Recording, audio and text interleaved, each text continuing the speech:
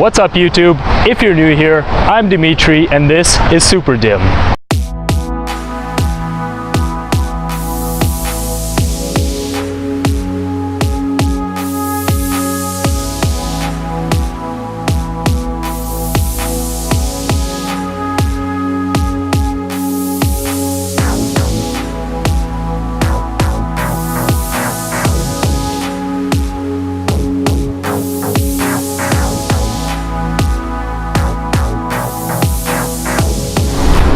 I'm here in Oakville, Ontario at the Oakville Used Car Superstore, where they've graciously let me drive this Panamera for the day to review it for you guys and show you its quirks and features as well as how it drives. Channel your inner Doug DeMuro. This is the 2012 Panamera 4S. It is Porsche's foray into the luxury sedan market.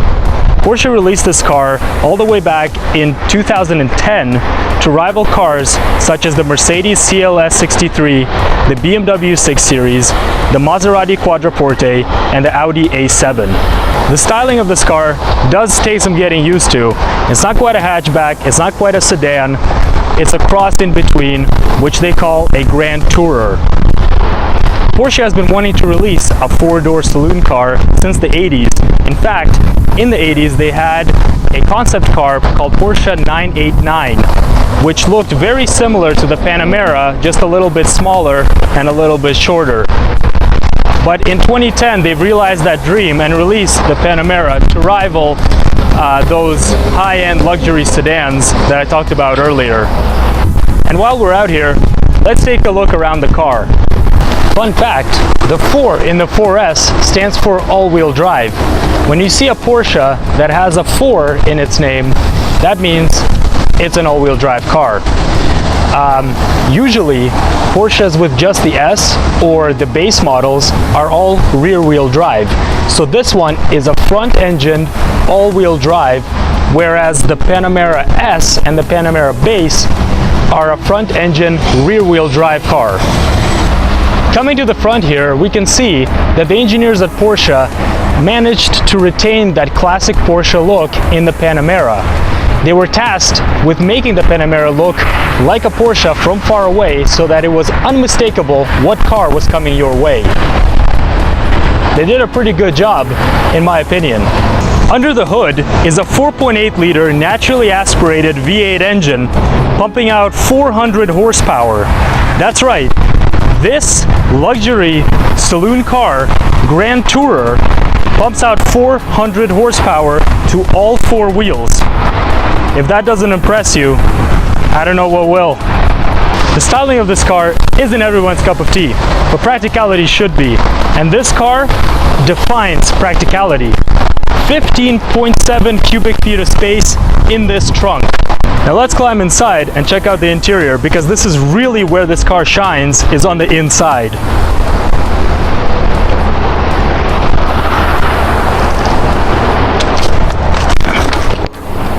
Actually, before I talk about the interior, I want to talk about this key. Alright, so we are inside the Panamera 4S. But as I said, first I want to talk about this key. I love how Porsches of this era made their keys. It is like a little replica of the car you're driving. So this is actually a little Panamera.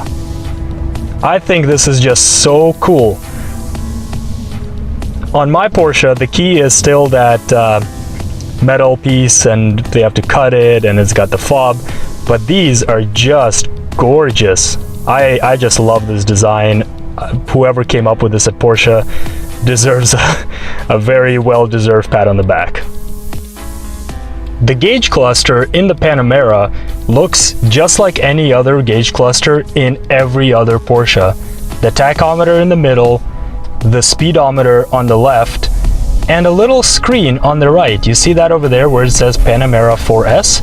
That's actually a screen, and that you can change using this little wheel.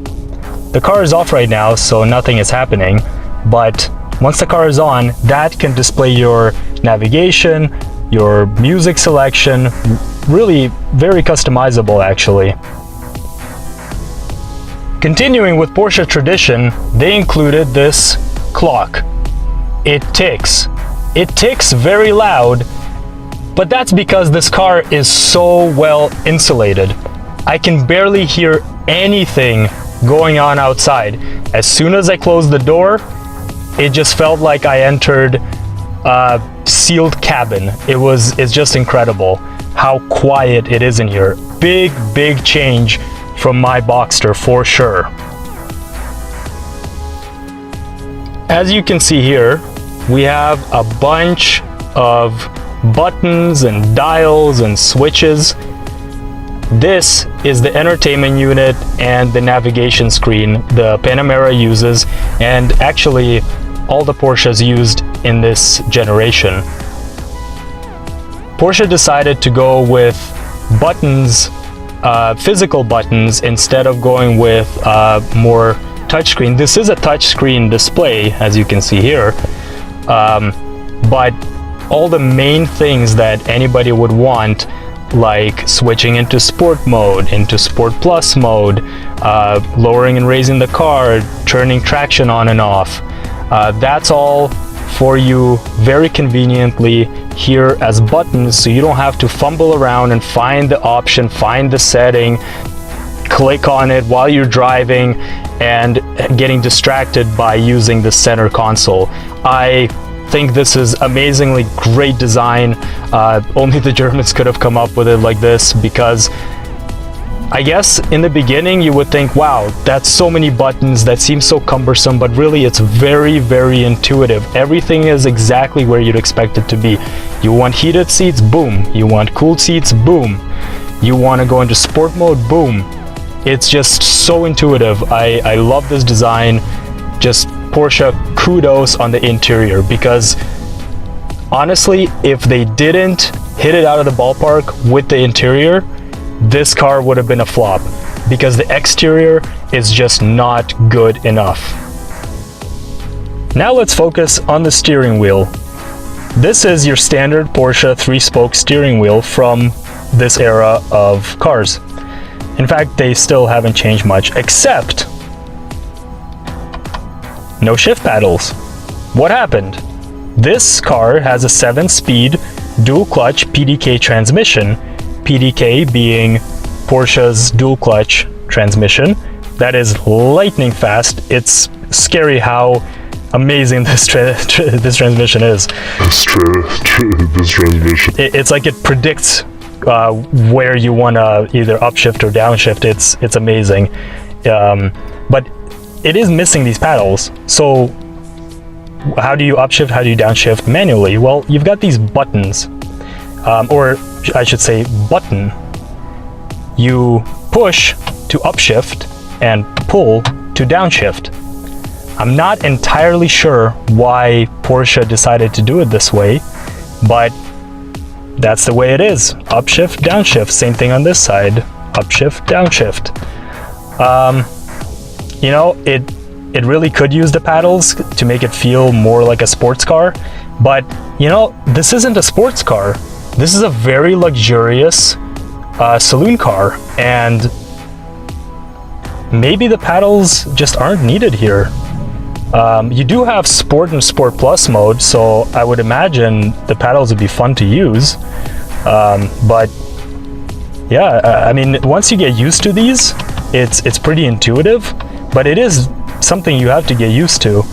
I just wish they included the paddles instead of using these buttons, but I guess you can't have everything. Now let's talk about this absolutely stunning interior. Everything here is exactly where you want it to be. You've got your cigarette lighter here. You've got a little ashtray, although not many people would use it these days. Cup holder here. You've got a little storage compartment in here. You've got a 12-volt output here. If you want to charge up, you've got an auxiliary input and a USB input if you want to charge your phone or connect it to the entertainment unit. The shifter here is your standard park, reverse, neutral, drive manual. Manual, you shift to the left after you've hit drive. I've talked about the steering wheel and my lack of paddles, which I'll surely miss. But everything else here is just incredible. It's so comfortable. The lumbar support in this car is amazing and very adjustable. I can just push a little button by the seat and I can feel the seat pressing on my back to give me more lumbar support if I need it, so I'm not hunching over as I'm driving, as I'm sure many people will be going long distances in this vehicle. This is a great car if you're going a long road trip because it's deceptively wide inside. It doesn't look as big from the outside, but it is very spacious in here. I've got plenty of room over here in case I have a passenger where we're separated by this giant barrier of a center console. The pedals, very responsive, as expected. We've seen that the Panamera is the pinnacle of luxury and comfort from the front seats. But let's see how the back seats stack up.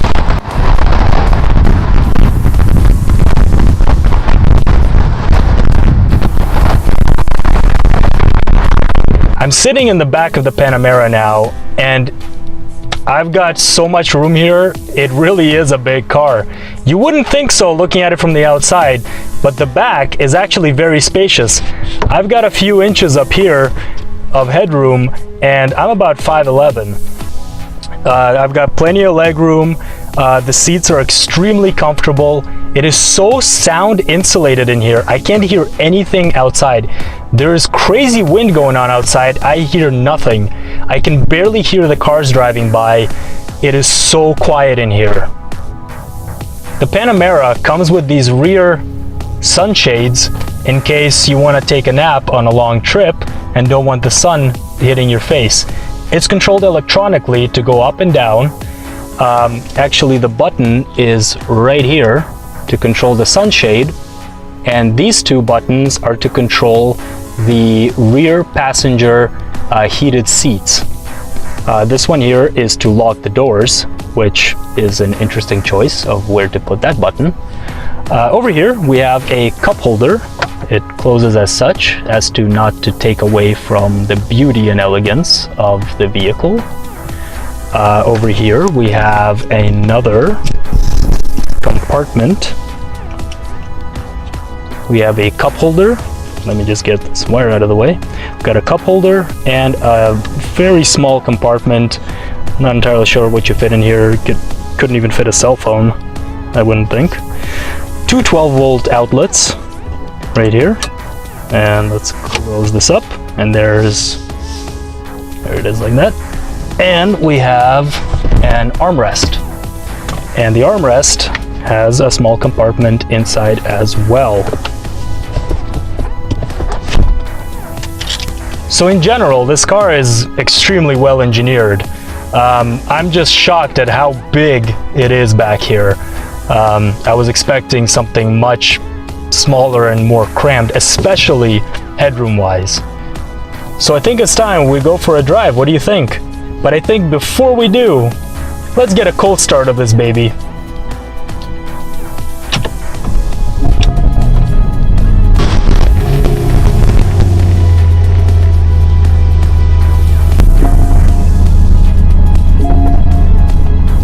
The Panamera, like most other luxury vehicles, or any vehicle really these days, has a sunroof, and you open it as such.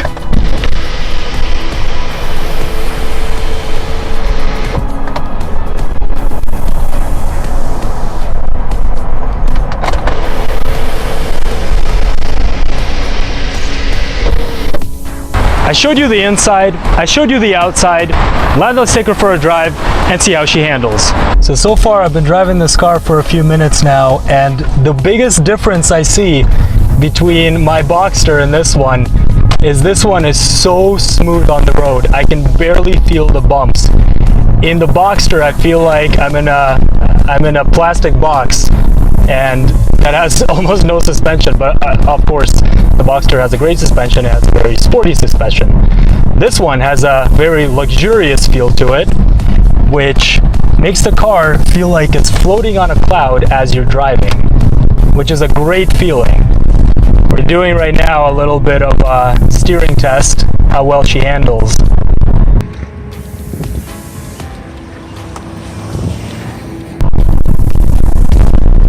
Wow, there's almost no body roll. This is amazing. I point the steering wheel exactly where I need it to go, and the car, it's like it knows that I want it to go this way. This is a really precise steering car. Just passing the Porsche dealership here. Okay. Now I'll put her into sport mode. Let's see what the differences are.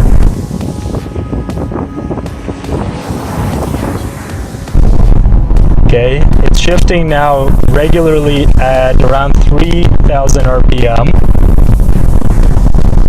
There's a little bit more sound to the exhaust, but nothing crazy. Still, the interior is very isolated. Let's put her into Sport Plus.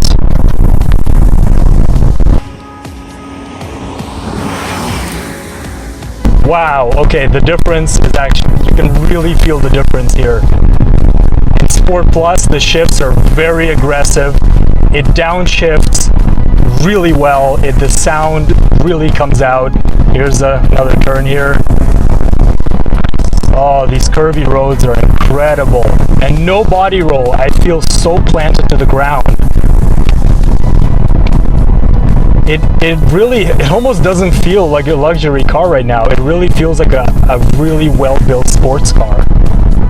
Let's try here. I'll switch into manual mode and let's see how these shifters work. Because again, as I mentioned before, they're not the paddles, they're these shift buttons, which I've never used before. So I'll just switch into manual here. And upshift, upshift, upshift, okay, upshift. Wow. Wow. That's really cool. You know what? It does take some getting used to, I will say, because I'm used to using the paddles. And with the paddles, you got the right up, the left one is the downshift. Here, it doesn't really matter which side of the steering wheel you use. You just have to push for an upshift and pull for the downshift. And it really does take some getting used to, I will say that. But man, this PDK transmission just puts a smile on my face. I'm having a blast driving this car.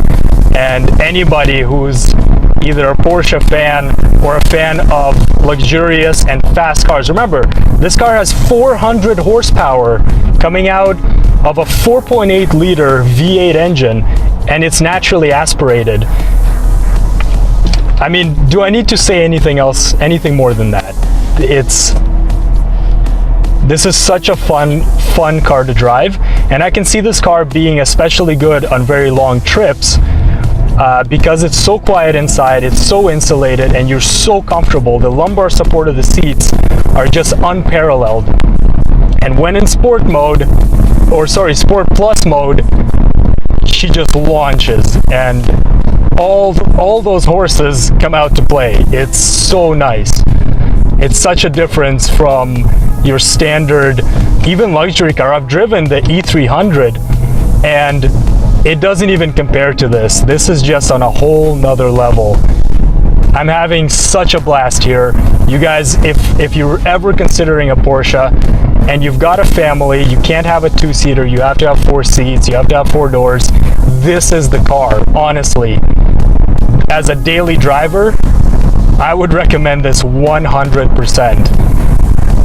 And for a 2012, it really isn't missing anything. It's got the backup camera, it's got the little navigation window here in the gauge cluster. It'll show you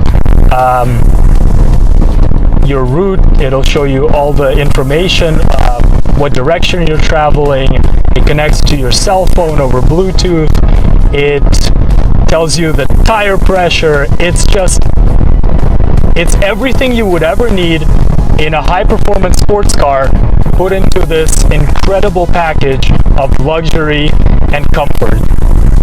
This is really the best of both worlds. Porsche really hit it out of the park with this one because the handling is unparalleled. I'm telling you, even compared to my Boxster, this one handles like an absolute dream. Okay, so now I'm going to try a little pull, see how fast this car gets up to speed. All right, 1, 2, 3.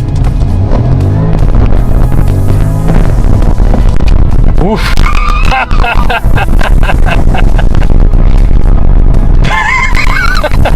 That just pushes you back in your seat. Oh man, that is so cool. Oh, and you feel so planted too. This car is just incredible. Let's see if I can get a bit of a stretch of road here. Okay, here we go. All right, 1, 2, 3.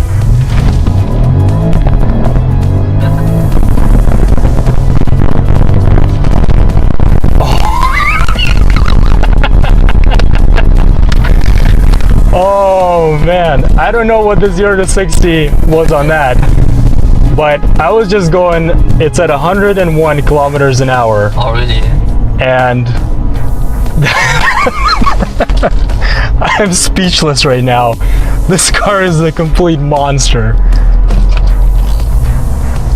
Honestly, if it wasn't for how big it is, I would say this would be a perfect track car. But I mean, it is a big car. It is still a luxury vehicle. You still feel like you're inside of a very prestigious vehicle that maybe doesn't belong on a track. But does it pull? So if you're doing highway runs, this is the car to do it in because you're comfortable, it's quiet, and on the outside, it's a show for the eyes, really. So as most luxury vehicles these days, this does have the auto on-off, where the engine shuts off when you're standing and not doing much, and then turns back on once you want to drive, or the AC is working and needs to cool the car down again. For this car, it makes sense. But I know Porsche started also doing it to their recent 911s, which to me doesn't make sense. Because you're not buying a 911 for fuel economy. You're buying it to rip down the highway and take it to the track. This car, it makes sense. This is at least has the feel of a luxurious S-Class, CLS, BMW, and so forth. So I get why they did it. It just threw me for a loop a little bit because I didn't think this model year actually had the auto on off. You are able to turn it off, but I guess we're gonna save a little bit of fuel today. So I was testing out the brakes a little bit. They're so grippy. The stopping power of this car is just crazy. I'm not sure of the distance, kind of like from 60 miles an hour down to 0, what time that would take, but I can tell that it is very quick. It's very quick to speed up, and it's very quick to slow down. All right, we are back at Oakville Used Car Superstore here. I am gonna just park this baby here. And I actually want to show you guys this little display. I didn't get a chance to while I was in here because the car wasn't on. So I am just gonna show you here. You see a little display? Here we go. The trip, tire pressure, all the information you could ever want, radio, navigation, and then back to the map. I love this feature. It's so convenient because having to keep looking this way to check the navigation and then back in the road and then back at the navigation, back at the road. Here you just glance down like you would to check how fast you're going, or your or any of your other gauges, like how much fuel you have right here, oil level, just everything is right here, including navigation. I love this feature. Porsche really did a great job designing the car to be driver focused. This is exactly a driver focused car. It doesn't have any of your modern stabilizations. The steering wheel doesn't control itself. The car doesn't control you, it lets you control it, and that's what Porsche is all about. Well guys, my time with this beauty has come to an end. It's an unfortunate end because I really don't want to leave it here, but I'm sure that these guys will let me come back to review some of their other cars. They've got some really cool cars here, as you can see. I really enjoyed this ride. It really is a great car. If you're considering a Porsche Panamera, I don't know what to say. Go out and get it right now. It's an incredible car. I really hope you enjoyed the video. Please comment down below if you want to see more like this, more car reviews, things like that, and I'm sure I can set it up. Again, thank you for watching. Don't forget to like, share, and subscribe to this video. It would help me out a lot. Thank you once again. I'll see you next time.